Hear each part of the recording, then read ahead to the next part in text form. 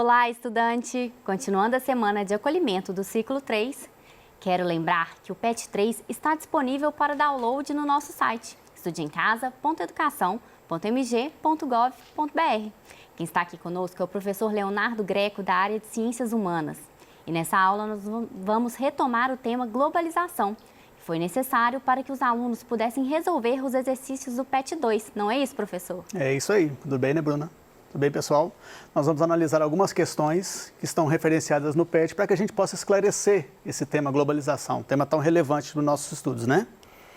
Bom, a nossa primeira questão ela é bem direta, bem objetiva. Quais são as duas principais potências econômicas atuais, né?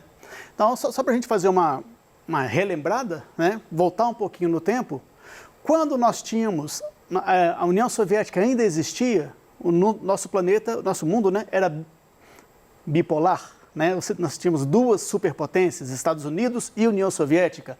A partir do momento do esfacelamento da União Soviética, quando ela se desintegra e dá origem a várias outras repúblicas, né, as atenções do mundo se voltam inicialmente apenas para os Estados Unidos. Então eles passam a figurar durante alguns anos como a principal superpotência em termos militares e econômicos, né?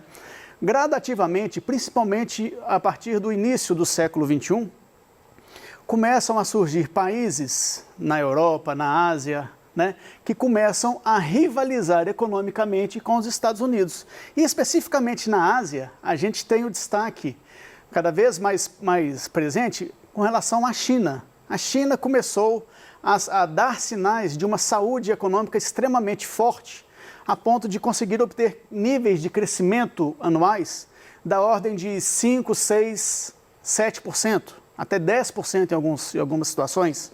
São níveis de crescimento realmente extremamente relevantes que colocaram a China no cenário de real possibilidade de concorrência ou até mesmo de superação com relação aos Estados Unidos. Então, resposta mais que óbvia, né, galera? Estados Unidos e China são atualmente as duas principais potências econômicas mundiais. Verdade seja dita que há países, por exemplo, na Europa, que apresentam uma força econômica já bastante relevante também, mas não ainda a ponto de rivalizar com essas duas potências, certinho? Segunda questão, pessoal, por que é possível afirmar que há uma conflituosa relação política e econômica entre Estados Unidos e China? De novo, a gente pode fazer uma comparação com o período em que eram Estados Unidos e União Soviética. Naquele período, a gente tinha a conhecida Guerra Fria, que era uma situação de intensas provocações de ambas as partes, né? Sempre o quê? Um país querendo destacar seus lados positivos e destacar também os lados negativos do outro. Vamos lembrar que durante a Guerra Fria acontecia uma guerra muito mais ideológica do que prática, né? Você nunca ouviu falar de um conflito armado direto entre Estados Unidos e União Soviética, né? Mas sim uma guerra de nervos, uma guerra de propaganda, uma guerra diplomática. Isso a gente consegue transferir em outros níveis para a situação atual. Você tem uma guerra essencialmente comercial, né? Ideológica também, mas essencialmente comercial. De lado a lado, os países começam a se acusar, né? Os Estados Unidos acusam a China de práticas antiéticas, práticas comerciais antiéticas, né? De estar levando para os países mundo afora produtos de qualidade duvidosa a preços muito abaixo do mercado. A China acusa os Estados Unidos de protecionismo. O que é protecionismo? Você dificulta a entrada de produtos importados para preservar a sua indústria. Então, é um jogo de provocações, o jogo diplomático é extremamente intenso. Fatalmente, quer dizer, claramente, né, com o objetivo de tentar frear o desenvolvimento do outro, né? Porque é uma guerra extremamente relevante, extremamente presente nos dias atuais, né?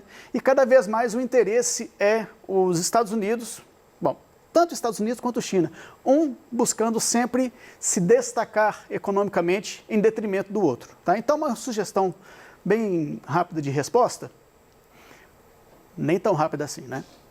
Porque há, atualmente, uma disputa semelhante ao que aconteceu na Guerra Fria. A diferença é que, pela primeira vez, os Estados Unidos estão encarando o oponente que aparenta ter condições de tomar o primeiro lugar no ranking econômico mundial. Desse modo, acontece um jogo diplomático intenso, com cada país querendo destacar seus pontos positivos e realçar os pontos negativos do outro. Tranquilo? Bom, próxima questão, pessoal. Comente o rápido salto da China à condição de potência mundial relacionado ao atual cenário provocado pela pandemia do Covid-19. Se você assistiu a aula de terça-feira, você vai perceber que essa questão esteve presente, tá? Mas aqui a gente vai dar um enfoque um pouquinho diferente. A gente vai pensar no seguinte: em termos sociais, o fato da China figurar hoje como uma potência econômica faz com que, em vários outros aspectos, a China também consiga um destaque. E esse destaque a gente vai vivenciar muito, perceber muito claramente na questão da educação, o progresso científico na China. Então, o fato é o seguinte: se a China ela se destaca hoje na questão econômica, ela se destaca também na questão da produção do conhecimento, da produção científica. E isso se mostra também bastante claramente na questão do desenvolvimento da sua medicina, da sua biomedicina, né? A farmacologia também. E isso faz com que vários laboratórios chineses, a partir do momento que a pandemia se estabeleceu, né, pudessem se debruçar sobre esse vírus, estudando o vírus, buscando alternativas para a obtenção de uma vacina que seja eficaz para o combate ao vírus e que provoque o mínimo de efeitos colaterais possível, né? Isso aí faz com que se perceba muito claramente que um dos primeiros países que vai conseguir obter a vacina e disponibilizar a vacina para os demais é a China. Então, dentro dessa corrida tecnológica, biotecnológica, né, a gente vai perceber que a China, dentro dessa condição de potência, ela também vai se firmando como uma potência igualmente, tá? Então, ela se consolidou como potência econômica e vem cada vez mais se destacando na questão da produção científica, da ciência, da biomedicina, certo? Sugestão de resposta, pessoal. Sendo uma neopotência, uma potência nova, uma potência emergente, né, já consolidada, né, a China há muito tempo é o centro das atenções do mundo. Atualmente, juntamente com seus excelentes resultados econômicos, a China atrai a atenção do mundo quanto ao fato de que ela foi o ponto de início da pandemia. Assim, ela é observada também quanto às suas ações para combatê-la, né? Sabemos que hoje em dia, pelo menos as informações que chegam da China dão conta de que a China já estaria, se não tivesse superado, mas está a caminho da superação, pelo menos desse momento mais dramático da pandemia, né, já consegue controlar melhor seus números, né, a reabertura da economia chinesa, a vida na sociedade chinesa vai voltando ao normal gradativamente, ela estando, parece, num estado mais avançado do que os demais países, por exemplo, da Europa, né? Bem, pessoal, sequência aqui. Quarta questão. Comente a afirmação: em vários países emergentes, como o Brasil, muitos têm pouco e poucos têm muito. Essa é uma verdade quando a gente analisa uma situação de caráter de cunho mais social.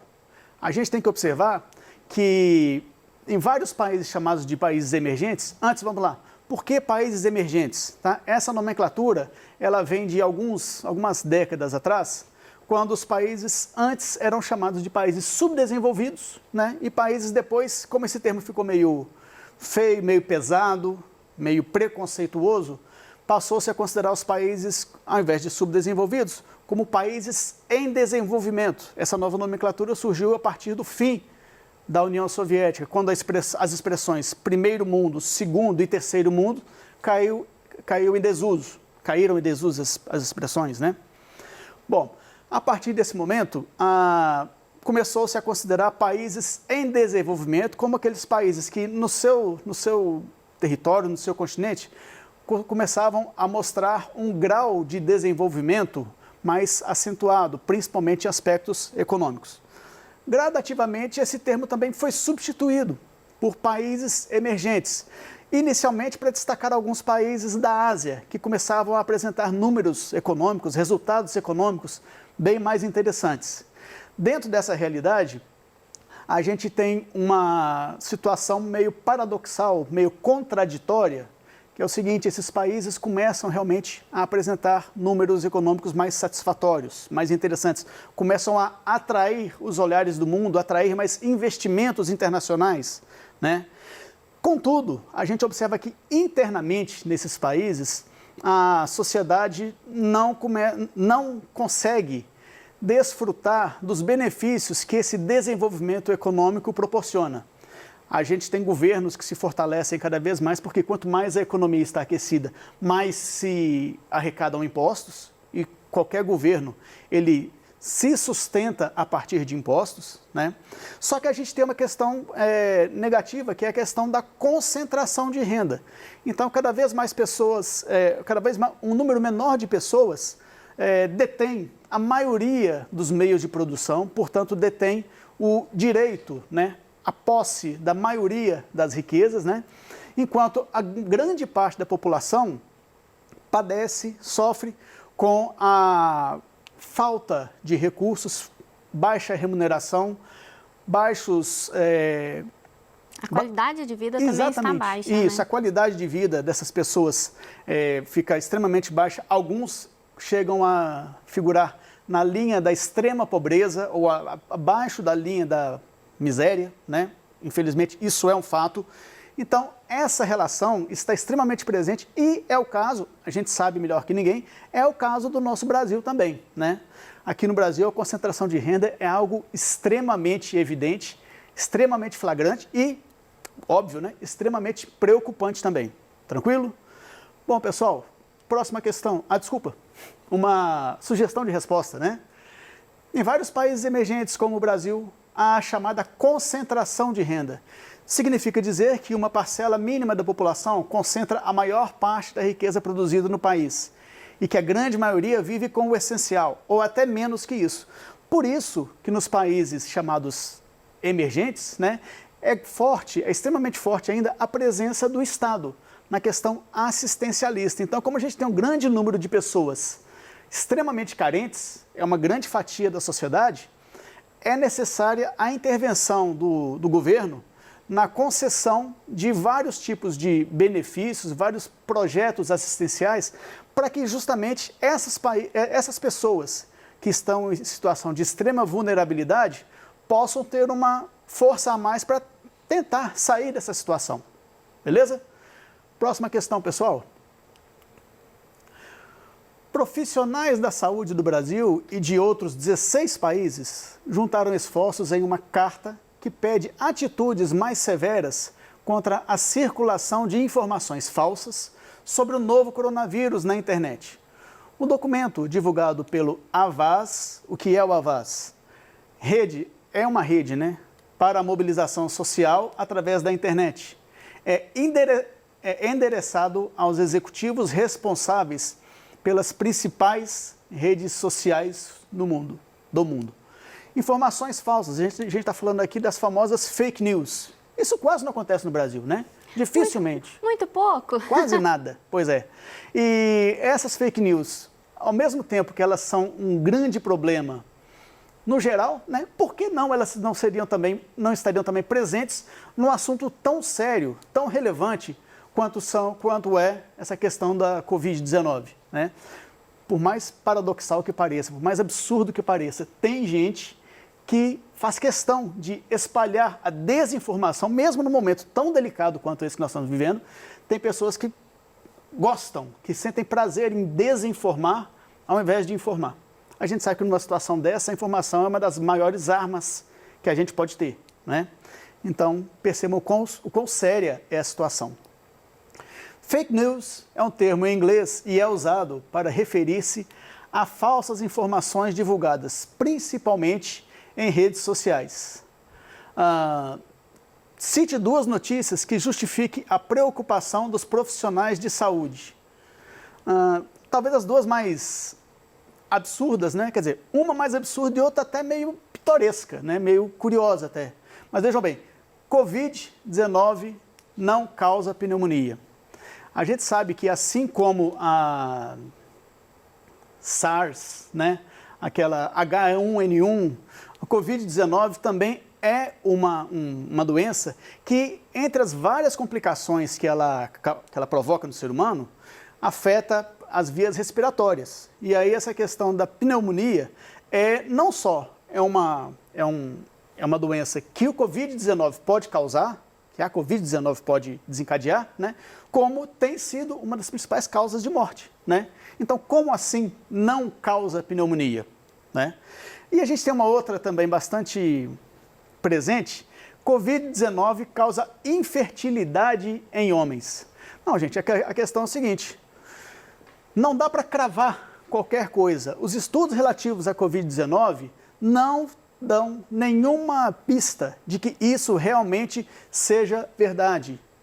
O que se tem como certo é que, além das causas pulmonares, né, dos problemas pulmonares, né, o Covid-19 pode desencadear problemas, por exemplo, no cérebro da pessoa, pode desencadear enfraquecimento de alguns órgãos, né, coração, né, mas infertilidade realmente não se tem nada comprovado. Então, espalhar esse tipo de informação, além de não auxiliar na maior prevenção, só vai promover pânico. E a gente sabe que quanto maior o pânico, menor a capacidade do ser humano de raciocinar, de tomar decisões equilibradas, né? A questão das fake news, ela tem que ser bastante combatida, porque a gente vê em vários setores da nossa sociedade, a gente viu na política isso bastante presente, né? Na questão comportamental, isso também extremamente presente, extremamente prejudicial. E quando a gente fala de um assunto de saúde pública a nível mundial, essa é uma situação que tem que ser extremamente combatida pelos governos e pela sociedade civil organizada, porque claramente nenhum cidadão, absolutamente ninguém se beneficia com a disseminação de fake news. Para além de uma questão ideológica, para além de uma questão de princípios, essa é uma questão de saúde pública, é uma questão de salvar ou perder vidas, tá? Por isso, essa situação ela é extremamente preocupante e causa tanta apreensão na população. As Okay? pessoas têm que ser responsáveis, né, pela informação que passam. É bom a gente checar antes o que está sendo falado. Sim. A questão de sempre observar o que se fala, sempre observar o que se posta, o que se compartilha, é extremamente relevante. A gente tem presente nas mídias sociais, a gente tem uma série de ferramentas já especializadas na checagem de informações.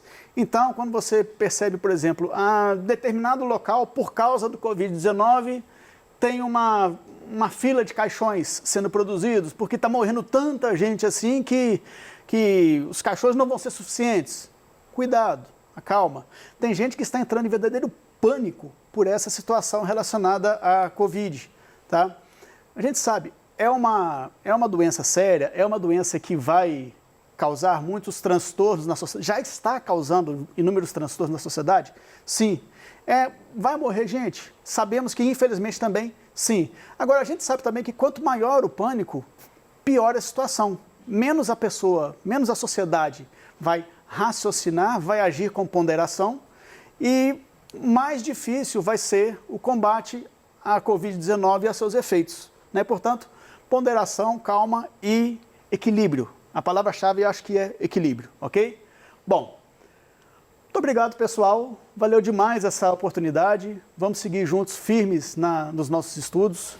PET 3 está por aí, a gente vai pegar firme nas nossas análises e eu espero contar com a presença de todo mundo. Beleza? Aquele abraço.